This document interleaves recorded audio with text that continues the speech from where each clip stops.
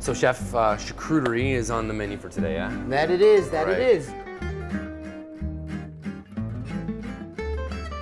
Tell me a little bit about the items that we're using on the charcuterie board today. 4 different things. We're playing with some duck hams, some saucisson basque, some American smoked neck, and some of your classic foie gras.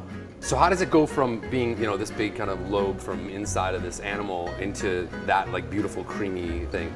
I mean, it is fatty liver. It comes in 2 different sections, and as you let it temper, it begins to just sort of soften up. And so you get in there with your hands or with a spoon, and you begin to sort of take out all of the bloodlines, the veins. And so you just lay it out on some saran wrap, and you basically start torquing it. Poke little holes in there to make sure that all the air is getting out, and it gets really nice and tight. Yeah. At that point, you just poach it, and then we cool it down, and we let it sit and basically marinate itself for the course of a week before we actually cut into it. What temperature do I want to serve this at? You don't want to serve it too cold. You definitely don't want to serve it too cold. When you take it to a piece of bread, you're able to sort of just spread it on. You're not like cutting into it like it's a cold piece of butter. So one of the things you got to remember, you've had this plastic on there, so you want to make sure that you actually remove all the plastic out there. And then, you know, some great sourdough bread sort of offsets the sweetness and the fattiness. What else are we looking at? So speaking of the same animal, the duck. Here we have the thighs of the ducks, which we debone, and then we put them on cure, let them sit for about 2 days. Then we roll them up into these logs and we let them dry out slowly. You know, we use just salt, some juniper, some thyme. And the meat is not actually cooked, right? No, well, it's cooked in the sense that the salt is doing all the cooking. It's curing it. Should you pull something like this out like an hour before to let it come up in temp, or what do you recommend? The best judge for like when it's ready to serve is actually just smelling it. Like, you smell how there's that, that sweetness and it's finally opened up. And what about cutting this? Like, what's the thickness? Now, if it's soft, you can imagine it being tender, that you can chew it, so you can go for like a thicker cut. If you have something that's really firm and tight, then you have to think you gotta go thinner because it'll be a harder chew. Do you feel like maybe the duck is something that is starting to get a little bit more recognition? Or yeah, you know, I think that for a lot of people, they sort of recognize it has some of the same attributes as a pig would. So speaking about pork, where do we go after this? Saucisson basque from the south of France. What is the definition of saucisson? It's cured sausage, so you know, pork cured with salt, put into a casing. You could either go 1 or 2 ways. You can either, you know, go with this where you're going to create something that's going to have a bit of a chew. Right. And what about the skin? People always ask that question, like, should you eat the skin or should you take the skin off? Well, it's not going to hurt you. It's going to be fine. A lot of people take it off, and that's fine. It's just a matter of a textural thing. And so by hand is one way? Is there by hand's one way. And the other option? The other option would be just to take it to a slicer. She's going to have more of an effect of it sort of like melting on your tongue. So all that fat's just going to render out. What's the shelf life once it's been sliced, in your opinion? I don't think I'd go more than a day or 2, because then what happens as soon as it gets in contact with oxygen, it starts to change color and you lose that like beautiful redness. The 4th item that we have. The 4th item that we have is West Virginia smoked neck.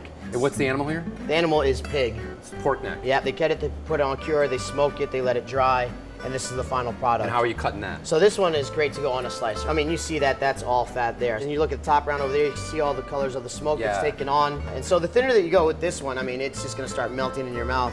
So it's a pretty easy party item, right? Oh, yeah. It's basically putting it on a plate. You know, I think in the US, like a lot of times you see people do like a cheese plate to start. But this is more of the appetizer, right? Yeah, these are one of the things that you're popping in while you're drinking some wine along with it. Yeah.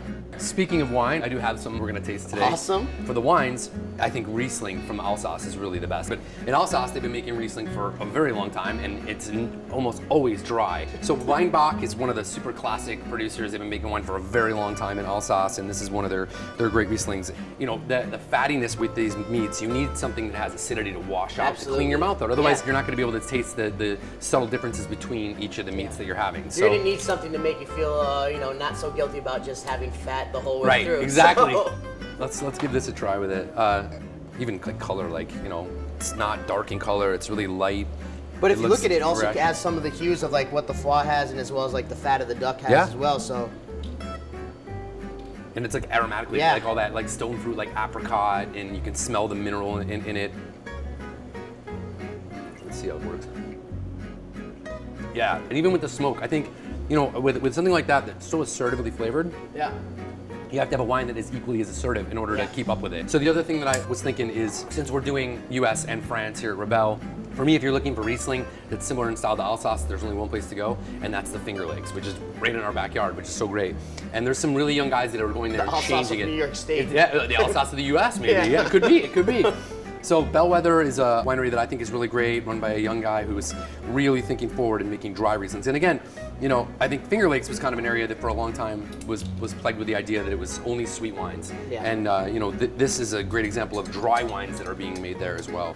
The winery actually primarily was a cidery. There definitely still is some sweet wines from there. I mean, people aren't wrong by assuming that there's sweet wine made in the Finger Lakes, but there's also great dry ones too. This wine's a little bit more, it puts you at attention, right? You can almost smell how acidic the wine's gonna be or how dry it's gonna be. Cheers, man. Cheers. Not a bad way to spend the morning. No. The whole day. There we go. So how soft and springy it is. What would this be? Like this is like This is rare. rare. Okay. It's perfect. Make sure you don't have too much fat on there. On a dry pan, it has enough fat on this to sear. Okay. Just get it right in there. Nice sizzle sound.